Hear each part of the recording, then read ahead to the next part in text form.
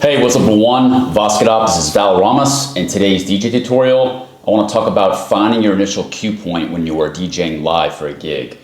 But first, before I begin, let's first define what a cue point is. The initial cue point, which on Pioneer equipment is denoted by this yellow cue button, the initial cue point is the first marker where you plan to start mixing in that incoming song. So when you're finding your cue point, a lot of times what a DJ is doing is he or she is using their jog wheel to find where they want to set that cue point. And then if they do this, not all DJs do this, they will set the cue point marker by actually pressing the cue button, and that's how they can cue the track. And then in their head, as they're thinking about how they're going to actually mix in the song, they will then practice with that cue button to then drop that track in with the outgoing song. So this is a topic that is actually kind of complex because it's not as intuitive as you would actually think.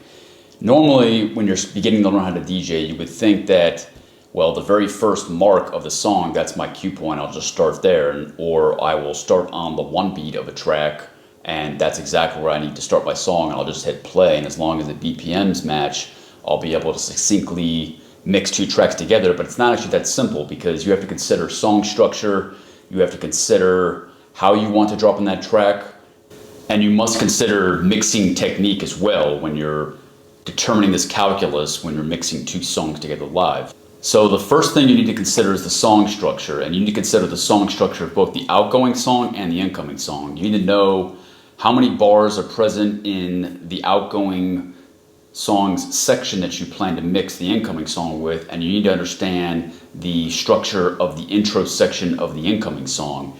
If you're mixing the track on the one, it becomes an easier calculus because in that case you are typically scratching in the incoming song right as the phrase of the outgoing song is about to end. But if you're mixing two tracks together over the course of several bars, the calculus becomes a bit different.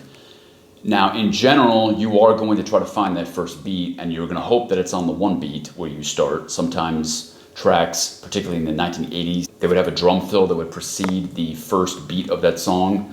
But with modern music today in 2021, in general, you will find that first beat, and then you will determine the number of bars you have to work with on the incoming song and determine how many bars you have on the outgoing song.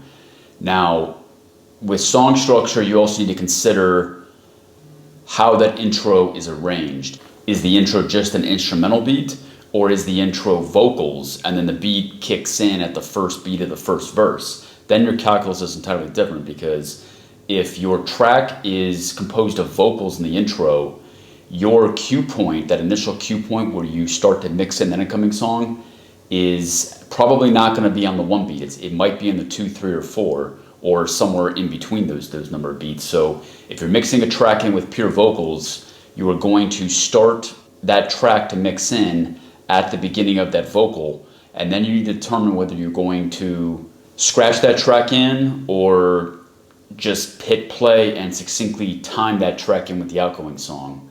So I will show you an example of what this looks like on the screen, and I will show you an example using both tracks with beats and also a track with vocals, so you can really determine how this will play out when you're playing this live. Okay, so here's a close-up of Rekordbox DJ software with the DDJ 1000. So the track that you see playing on the top half of the track preview bar is my song In Your Hands, and I have only looped the chorus portion of this track. So with this track, you have 32 beats or 8 bars looped. So with a 8-bar section, I know that I need to have 8 bars of intro section for my incoming track. So the second step that I determine when I'm determining my initial cue point is to determine how many intro bars I need with this track. So I would obviously need 8 intro bars, but in order to determine that, I need to determine where the mix out point is going to be for this track, or in other words, where this intro track will be playing exclusively. Now I have cue point B, which is denoted in blue.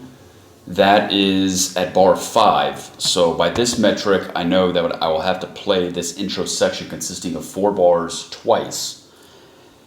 Now, you could just play the entirety of the intro section once and then repeat it, but what I like to do is set a 2-bar loop, play that twice for 4 bars, and then take out that loop and then play the entirety of the intro section again.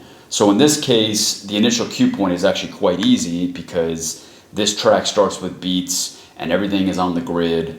So in this case, the cue point is going to be the first beat. Now, if your track consists of vocals, as you can see here now, deck 2 is comprised of vocals, and beats do not actually start until bar 9, you have to get a little bit more creative. Now, you can just have your cue point be the 1 beat of the intro section and just hit play and play it in.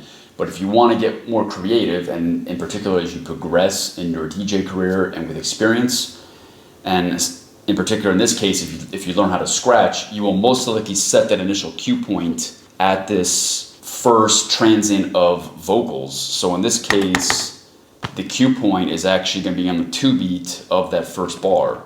So it's not actually the first beat of the first bar, but the 2nd beat of the first bar.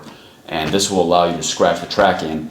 And then this also becomes a little bit more challenging because when you actually mix the track in, you then have to pay attention to timing, and this incoming song must be in time with the outgoing song. So in Rekordbox, it's nice and easy. If you have the beat markers labeled correctly, then the red hash marks will line up, and that's how you will know that you were in time with both tracks. So you have it. That's my quick tutorial for setting that initial cue point. Again, in summary, you're either looking for the first beat, in particular if it's the instrumental section, or you're looking for the first transient of the vocals. And then you're also taking into consideration the structure of both the outgoing song and the incoming song.